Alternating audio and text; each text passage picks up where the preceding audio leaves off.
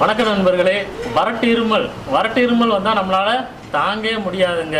இருமி தொண்டெல்லாம் புண்ணாயிரும், கூடவே சேர்ந்து வயிறு வலியும் வந்துடும். சரி, இந்த வறட்டு இருமலை வீட்டிலே நம்ம எளிமையான முறையில் சரி பண்ணலாம். அது என்னென்னு பார்த்தீங்கன்னா, வந்து வெங்காயம் கொஞ்சம், அப்புறம் நாட்டு சர்க்கரை, இதை வச்சு நம்ம சரி பண்ணது எப்படின்னு பார்ப்போம்.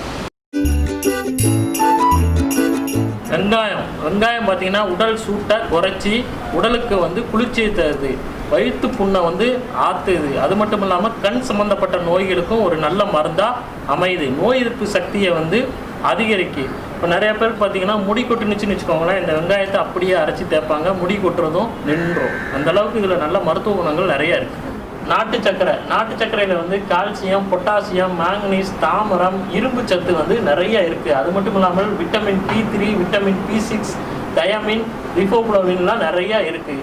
இது பார்த்தீங்கன்னா நம்மளோட உடலோட வளர்ச்சிதை மாற்றத்துக்கு முக்கிய பங்கு வகிக்கிறது. அது மட்டும் இல்லாமல் ரத்த சோகை வராமல் தடுக்கிறது.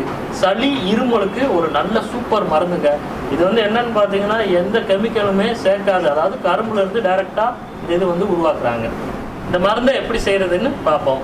அதாவது ஒரு 10 வெங்காயம் மட்டும் எடுத்துக்கோங்க. இதை நல்லா தண்ணி விட்டு அரைச்சிக்கணும். அரைச்சி நல்லா சாறு மட்டும் எடுத்துக்கணுங்க.